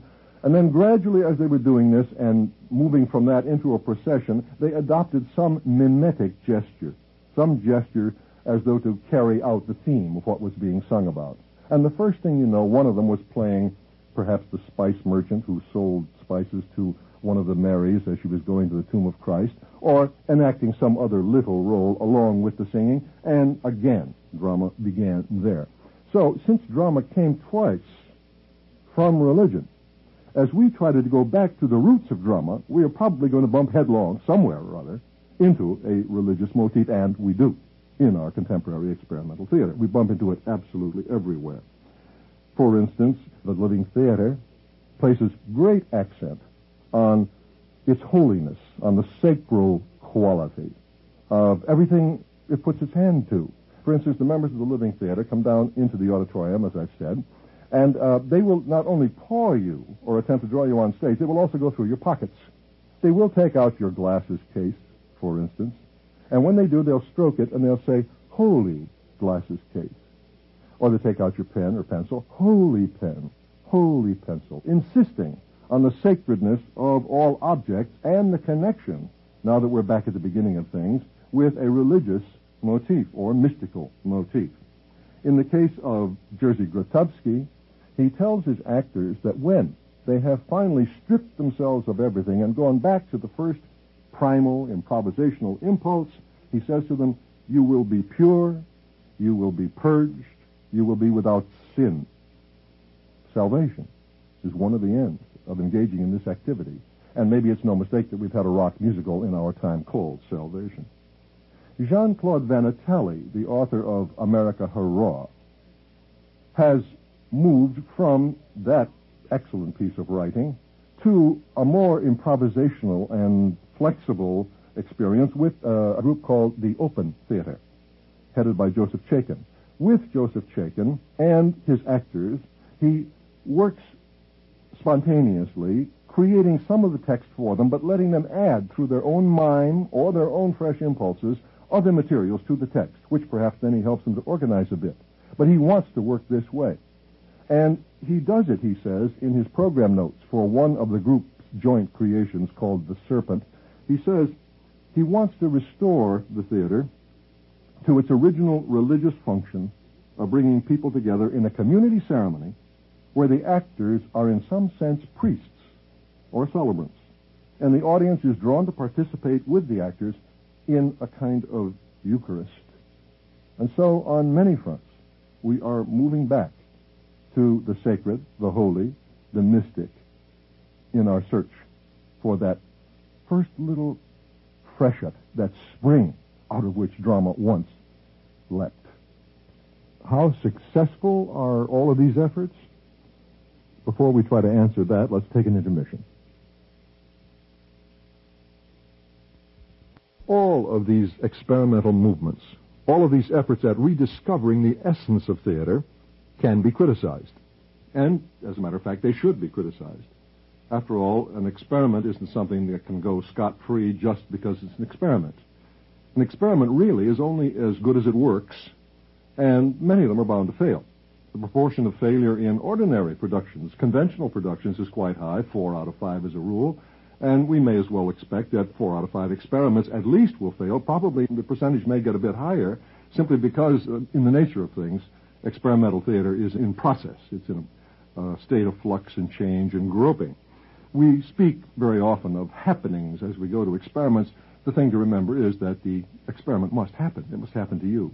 Something, whatever it may be, however new, must come out, get hold of you, dent you, change you, affect you in some way that you recognize. You don't have to be able to analyze it, but you feel it. If you're going to say that this experiment works. Now, some of them don't. And we can sometimes detect cheating or insincerity or opportunism within this area of our theatrical lives, too. For instance, questions can be raised about the interchange of identities and audience functions that we have so often in the theater today. When that man comes into the audience to give a member of the audience a gun and invite him to shoot Claudius in Hamlet, the theory is that the spectator is now becoming more active, a real participant in the play, that he's moving into the play where he can break it or do as he wills. He's active now, a real agent, a force, accepting that's not really entirely true. He may even be more passive than he was before, because he surrendered his position of judge out there in the audience, which was really a position. He's gotten down into the thing now, and he's standing there with a gun in his hand, but he doesn't really know what's going to happen if he pulls the trigger. The gun may or may not be loaded with a blank. And suppose it is loaded, and suppose he pulls the trigger. He doesn't know whether Claudius is going to stand there and laugh at him, or whether Claudius is going to fall. That is to say, the only people who know are the people who have planned the entertainment, planned the evening. Therefore, this man who has been given a gun is really only a pawn in their hands. They know the score, he doesn't. And so he is really a patsy of a sort, brought out there and being made use of, given an illusion of participating, but actually he doesn't know what his participation amounts to or what it can do, and in fact, it cannot really do anything, because it's not going to change the score. Or take the case of Joseph Heller's play, We Bombed in New Haven. One of the points the play wanted to make was that these people who were playing Air Force men, aviators going out on bombing missions every single night, were not just characters, not just figments of the author's imagination. They were true actors. They were human beings, living people who went to their dressing rooms. That's why Ron Liebman would step out of character and say, I'm Ron Liebman. They wanted us to realize that there's no such thing as play acting when it comes to war, that only real people get killed. It's not a matter of taking the makeup off after you're shot. In war, if you're shot, there isn't any makeup. And so, in trying to get this interplay, at one point in the action, after insisting on the fact that these were actors and real people, Jason Robards, who was playing the captain on the Air Force base, discovered for himself that his people were really getting killed. One of them didn't show up in the dressing room after a bombing raid. And now, with an actor getting killed, everyone started to worry. As the captain of the base, Mr. Robards decides to call a halt to it. He won't participate in it any longer. And so he goes to his superior officer and says, it's got to stop. They're really getting killed. We can't have it anymore. No more pretending. And the superior officer says, I'm sorry, you must take orders. You take my orders because I take them from higher up. And I can't change the higher up order. You can't change my orders. It just must go on. And Jason Robards said, it will not go on. And his superior officer said, why? Why not? And Jason turned to us out in the audience. And he said, because they won't let it. Now, this was intended as an irony. Jason Robards did not think that we were really going to rise up and stop the killing. He thought we were going to sit there like a bunch of deadheads, which is what we did. But that was the point. That was the irony Heller intended in the play. That in war, we just sit there. We let the wars go on. We sit there while our own sons get killed, and we don't stop it. We don't do anything about it. And we were meant to feel this like a stab. At the moment, we sat there and did not cooperate. And, of course, that's what we did. One night, Jason Robards had finished the scene, discouraged, shoulders slumping because the audience had not helped him. He had to go on, go to the next assignment, the next mission. And so he started off toward the proscenium to go off into the next scene and give the next orders. And just as he got to the proscenium leaving the stage, he heard a sound. Psst, psst, come back here, come back. Well, he didn't know what it was. He turned around to see. And there in the center aisle, right at the edge of the stage where the footlights used to be, there was a little knot of people gathered. And they were motioning to him, come on, come back here. Well, he didn't know what to do, so he went back. And he said, well, what is it? And they said, you're right. We agree. It must stop. It must stop right now. And we're going to do it. And Robards said, oh, well, gee, that's fine. I'm glad you feel that way. That's the way we want you to feel, and I'm glad you think that. But now I've got to play this next scene. There's a scene coming up. They said, no, we said it was going to stop, right? And it must stop. Let's make an end of it here. Well, this went on and on. He tried to get them to go back to the seats. He could not do it because they were determined. They had picked up the invitation, picked up the cue. Finally, Robards said to them, look, what do you expect me to do about it? I'm only an actor. Now he had destroyed the very premise that we had spent all the evening establishing, that there are no such things as only actors, you see. They're all flesh and blood people behind the masks.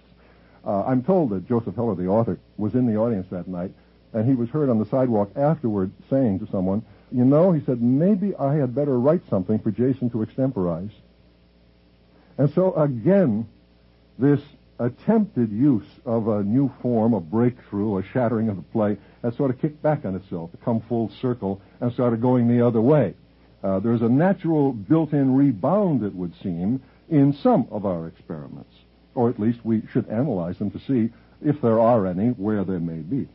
In the question of therapeutic theater in which nudity is used, I suppose Groucho Marx has made the simplest and best criticism of it all.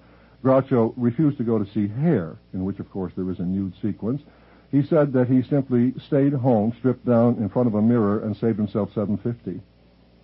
Well, that touches, by the way, on something more than a joke. It touches on the very real experience of nudity that you may have. The odd thing about most nudity when you see it in the theater is your reaction. You say, oh, but I knew that. I knew that. You're startled, really, at the ordinariness, the commonplaceness of it, the familiarity of it. And therefore it begins to lose its shock value almost instantly, after which there's some question as to whether it has a great deal of further value. You see, ordinarily, we establish identity by the face. Expressiveness for most of us is in the eyes, is in the mouth. That's what we look at. We look at each other's eyes, look at each other's mouths, at the grimaces we make, and we take our cues and our meanings from that. Suddenly, when you see the entire body undraped, you've got a lot more flesh to look at. It draws away from our old concentration, but the rest of that body is not as expressive as the face. Not yet, anyway. Perhaps every little muscle will develop a wiggle all its own sooner or later. I don't know. Maybe communication will come. At the present time, you get a vast expanse of blandness and interchangeable personalities. I had an experience of this, really, in reviewing. I went to see the rock musical Salvation, and I particularly noticed and liked a certain actress who popped into the proceedings along the way, took over center stage, and really delivered. And I made a point of finding out what her name was and mentioning her in a paragraph the following Sunday, as though she was quite a newcomer and someone to be followed in the future, as though I hadn't seen her before. At which point I was reminded by several readers that I certainly had seen her before. She was in O Calcutta. But I hadn't seen her, you see. Maybe I wasn't looking at her face. Well, that is one of the problems that does come up with nudity, and it's one of the things that really ought to be analyzed as we are congratulating ourselves on our freedoms. The case of nudity has been much more severely criticized than this. For instance, a man named Ernest Angel, writing in the Bulletin of the Council of Psychoanalytical Therapists in January 1959, scolded not only the contemporary theater, but also contemporary psychiatry for moving along the same paths. He thinks the two are very closely related. He points out that in the beginning, the Freudian model for relations between a patient and an analyst was that of intimacy plus detachment. That is to say, you had intimacy in that you could speak freely, but you also had detachment. You were perhaps on opposite sides of a desk or some distance away. You had no direct contact. And then this, he points out, was gradually changed by some experimentalists into what was called the participating observer. Now the analyst is doing something with the patient, even if only in game form, let's say. Then they move beyond that to what was called a corrective emotional experience. An encounter, a real encounter of some kind between the two, a release through the body. There is actually, according to Angel, some serious discussion of sexual intercourse between the patient and the analyst at the present time. Angel says that Freud anticipated all of this line of development, and that Freud called it the red light district of psychiatry. Well, Mr. Angel sees the current experiments in the theater in very much the same light. He says actors and spectators who fanatically strip in public are not really liberated. They merely betray their dire need for a more genuine therapy fully clothed on the couch. He also adds that in this new kind of experience, transference is absorbed by intimacy, interpretation is replaced by gratification, insight by insertion, catharsis by orgasm. Well, I don't know that we have to really get all that exercised about it, and on a cooler day, Mr. Angel might have chosen his words a little more carefully, though I do think this. I think that sometime a doctoral dissertation might well be done on the distinction that is to be made, or that can be made, between catharsis and orgasm. In any case, there are questions to be asked about all the experimental forms. The basic question, do these forms do precisely what they claim for members of the audience, or do they have other effects, side effects? Do they have reverse or bounce-back effects? The religious movement within and underlying all of this can also be questioned. For instance, in the two occasions where drama originated out of religion, The religions from which they sprang were religions that were believed in. You had a believing audience. And therefore, the ceremonies constructed represented, showed forth, a commonly held belief on the part of all the participants. They were coming together jointly to build a rite, build a ceremony, build a ritual to express their belief. But today you can't get an audience of that kind. You cannot get a consensus audience for a religious experience in the theater. Today, your audience will be sharply divided. It will be really extremely divided. You'll have perhaps a great number of agnostics, unbelievers, disbelievers, and then of the believers that you have in the audience, most will believe different things. It's a fragmented situation, not a homogeneous one at all.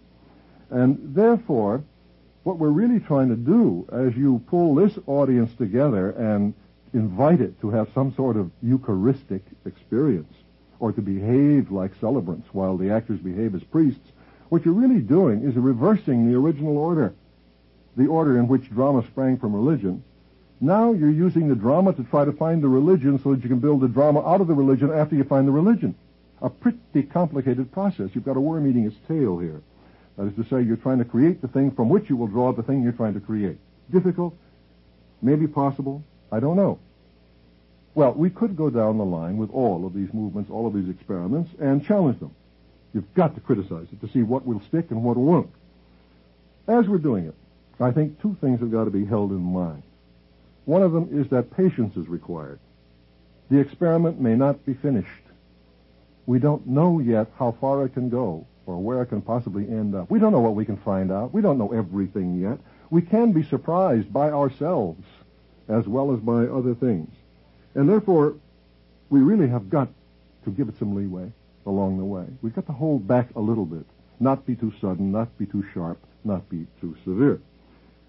A little give would be advisable in the circumstances. A second thing is this, that even now and along the way and before the experiments are finished, we can begin to see profit from the experiments being taken by the mainstream, by the regular or more conventional concept of play. That, by the way, has always more or less been the role of experiment in the theater, to feed the mainstream. It produces a new effect.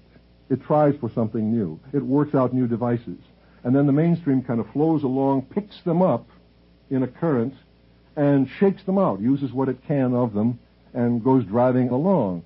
We had an obvious case of that, let us say, with Shakespeare and the literary device called euphuism. Euphuism was more or less the literary product of a man, a playwright named John Lely, who worked not in the public theater, where Shakespeare was, but in private theaters. And an academician of that time would probably have told you that Lely was the superior artist. Shakespeare was pretty much sneered at by many academicians because he worked in a public playhouse, pandered to the public, to the mob, to the groundlings. He was said to do so. And Lely was much more refined as a craftsman. He produced a more rarefied body of literary work. At that time would have been held in higher esteem, I think. Today, of course, no one does his plays. But along the way, Shakespeare simply reached out, snatched up all of the devices of euphuism, put them into his own plays, put them in a bundle, for instance, in Love's Labour's Lost, and then gradually refined and pared away, using what he could out of the whole development and throwing the rest away, going on with his own fundamental main line of thought. Well, that is beginning to happen in our theater. The experiments are being absorbed at the present time. I'd like to mention just two instances. A play called The House of Blue Leaves by John Guare is a curious play. It has its ragged edges, as most experimental or new plays do have, but with its raggedness and with its unevennesses, it is a highly original play because it has snatched hold of something and used it in an entirely new way. What it has snatched hold of, I think, is the theater of the absurd, the techniques developed by the absurdist dramatists. For instance, in Mr. Guare's play, there is a moment when we are looking at an apartment, the basement apartment, the kind you might see in Greenwich Village. It belongs to a songwriter, a man who was a total failure as a songwriter. He's already going to seed. His hair is thinning. He's married to a mad wife that he's trying to get rid of. He really loves her, but she's mad. What can he do with her? and the House of Blue Leaves is the name of a mental institution to which he's trying to confine her. He has a mistress. He has a hope maybe of getting a job out in Hollywood because he has an old friend working out there, and the friend is sending an emissary, a girl, on to interview him and hear his new song, which might possibly be used in the film, maybe. But things are pretty bad for this fellow. And across the three windows at the rear, there's kind of a bay window section, but in front of it, on our side of it, there's a great grill work, the kind that you see in front of shop windows that men lock up for the night so that there won't be any thieving in the course of the night or the windows won't get broken. At one moment in the course of the play, out of nowhere, the bay windows are thrown open, and in leap three nuns in old-fashioned nuns' habits, and they clamber up on the grill work like so many monkeys screaming for admission. Well, that is, first of all, in the theater, when you see it, a hilarious image. Three nuns scrambling all over a kind of zoo cage. And furthermore, it clearly is what used to be called an absurdist image.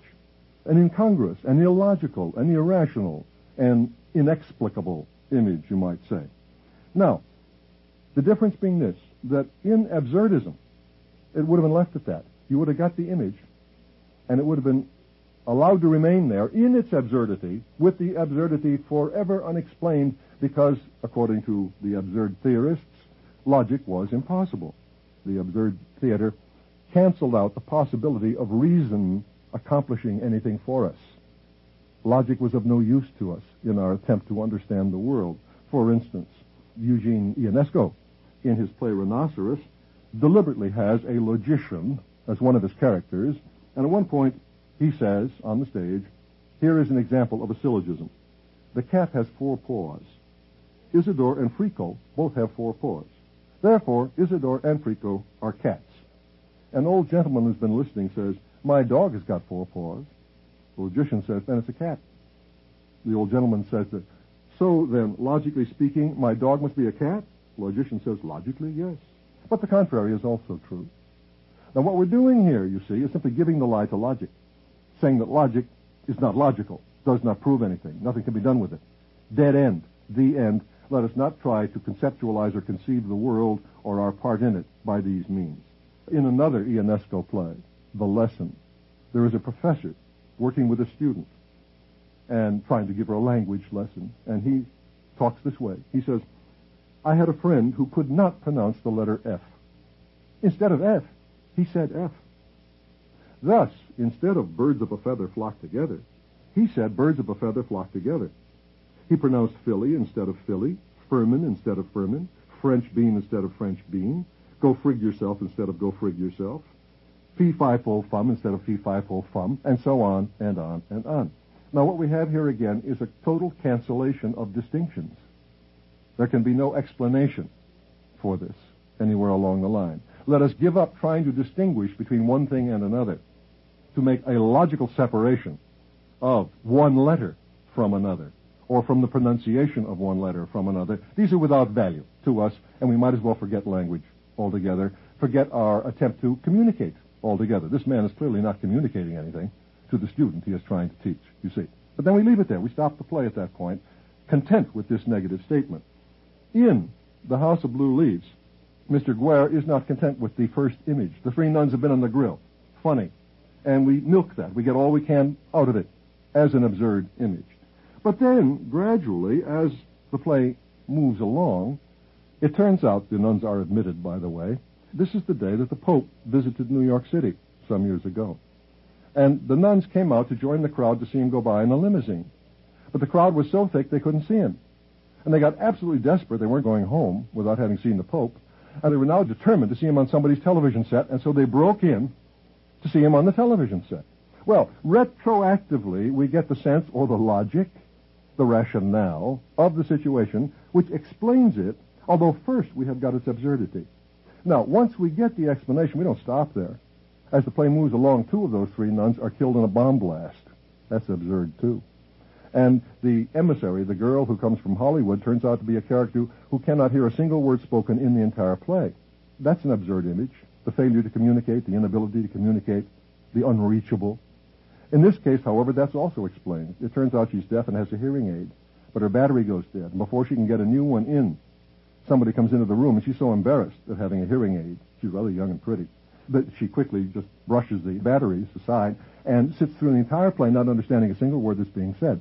An amusing image, a funny one, an absurd one, but also one that's intelligible to us. It leads further to another one. The mad wife, groping for her pills, picks up the little batteries by accident and eats those.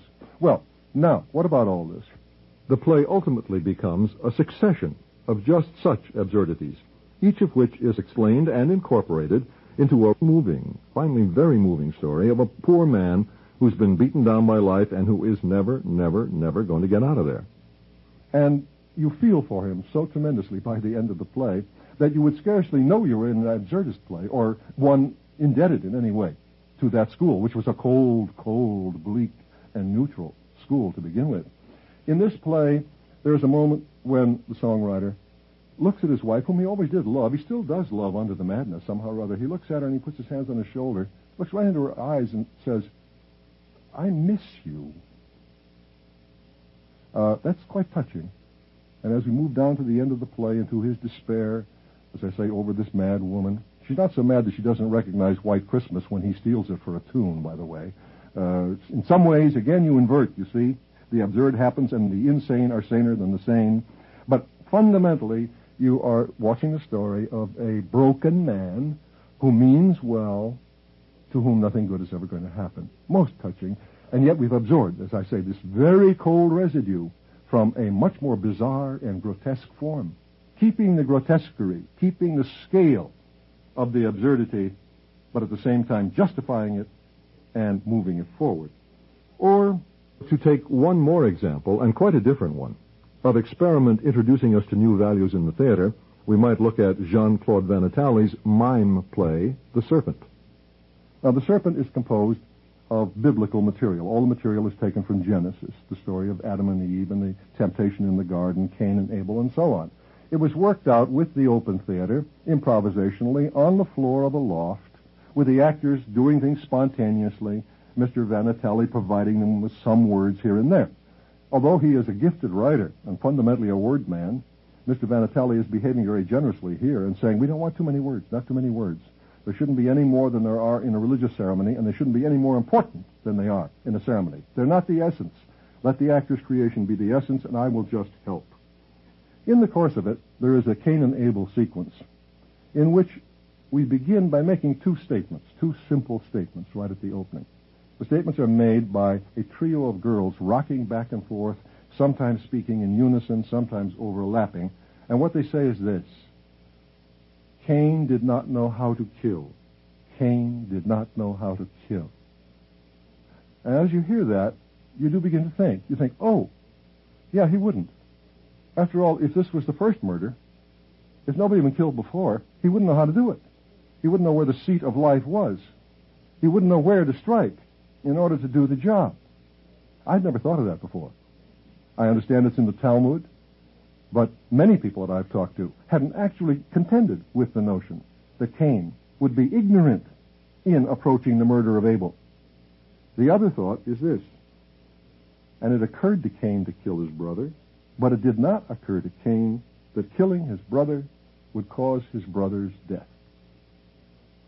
Well, you start to think about that for a moment, too. But before you've gone very far in your thinking, they are into the scene proper, which is essentially mime, pantomime. Now we move away from the words, though the words are in our heads, to see the act. And what we see is this. Cain approaches Abel, and the first thing he does is grab him by the wrist. He tries to kill him in his wrist. And as you watch him in this futile struggle, you wonder why. And then you begin to think. And you think, oh, well, maybe he thinks that the seat of life is in the wrist because the wrist holds the reins, and therefore is the seat of power in man. Is that a possibility? You're providing a possibility for him now in your own head. And having failed with the wrist, he begins on the back. And so again you think, well, why the back? Why would he think he could kill him in the back? Why, because the back has the muscles that draw the plow, perhaps? Is that it? He next tries in the legs. Tries to kill him at the legs. And you think, oh, yes. Well, maybe he thinks the legs have the seat of life because they make man erect, and man is the erect animal, perhaps. And then gradually, and only by accident, really, does he get the jugular, does he discover. And he kills him, finally kills him, dropping him to the ground. And then, of course, he immediately wants him to get up again. He reaches down, puts his hand down, as though Abel might reach up and grab it and be lifted up again. You see, this is the meaning of the second phrase. That is to say that he wanted to kill his brother, but he didn't realize that killing his brother would cause his brother's death. And suddenly you think, oh my, yes, I understand that. I understand that. Have you ever wanted to kill somebody tonight and have them back for breakfast tomorrow morning? You bet you have. That is to say, very often you wish to perform the act, but you don't wish any part of the consequences. And here was the first time. And so in the playlet, in the scene, Cain finally lifts Abel up, his limp body, carries him over to his sheep, puts some grain in his hand and puts the hand under the sheep's muzzles to see if maybe the act of feeding the sheep will bring him back to life, the act of doing what he normally does. And it doesn't. The hand falls limp. And so all Cain can finally do is pick the body up and drape it over the sheep and leave it there while he rocks back and forth, confronted by the total mystery of what he has done. Well, now, this is a most striking and even powerful sequence in the play. And most of it is silent. Most of it is mime, with nothing but the sound, the occasional baaing of the sheep to keep it company. However, although the words have been reduced to very few, notice something. All of our mental activity, all of our watching, all of our thought during the sequence has been dependent on those first two statements. If we had not heard the two statements, Cain did not know how to kill, Cain wished to kill his brother but didn't wish his brother dead, if we hadn't those in our heads, we wouldn't understand what was going on. We wouldn't be able to follow the scene at all. Therefore, those words, however few, are of fundamental importance to the sequence. They keep echoing and coming back as we watch the scene because we need them, until they finally become almost as in an echo chamber. They reverberate. It's like the line that Sasha Guitry once used about Mozart. Guitry said that when you listen to a piece of music by Mozart, the silence that follows it is also by Mozart. That's kind of interesting, and that's what happens here, you see. When you have established the words that Van Natale uses here, the long silence that follows, in a sense, is also by Van Natale. His words fill it, keep coming through our heads all the time. We savor them. They gain resonance. We taste them more. It makes the word more important than it might have been speeding by in an ordinary play at the rate of about 180 a minute. You see, when words go that fast, no one of them can have this kind of reverberation. If we can learn from this to make more of our words have this kind of resonance and then have more of the words, we may work ourselves back to a truly poetic theater. Well then, there is plainly profit in experimentation already demonstrated, going on all the time. Breaking things, shattering things, destroying things can increase our awareness of what the things are, whether they are absurd images or whether they are words, whatever they may be, as the playwright becomes more intensely aware of the things he is working with. He learns how to absorb them, how to feed them into a mainstream, how to put them to exciting new uses. And as the audience watches him do it, the audience begins to feel them freshly, almost to taste and to touch them in a way they never had before in the theater, to sense them as something exciting and new. This is Walter Kerr, the New York Times.